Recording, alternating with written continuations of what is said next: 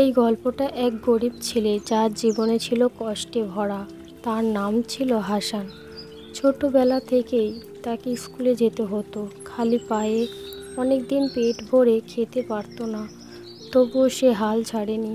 হাসান প্রতিদিন সকালে কাগজ বিক্রি করত আর রাতে কেরোসিনের আলোতে পড়াশোনা করত।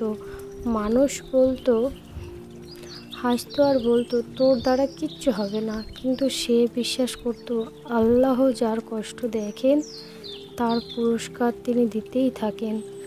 বছর শেষ, হাসান স্কুলে প্রথম হয়, পরে বৃত্তি পায়, পড়ালেখা চালিয়ে যায়। আজ সে একজন সফল ডাক্তার, নিজের গ্রামের গরিব মানুষের ফ্রি চিকিৎসা দেয়। হাসান জীবনের সবচেয়ে বড় শক্তি ছিল ধৈর্য, পরিশ্রম আর আল্লাহর প্রতি ভরসা। তাই মনে রেখো, যতই কষ্ট আসুক হাল ছাড়বে না। আল্লাহ যখন দেরি করেন তা তোমার জন্যই করেন।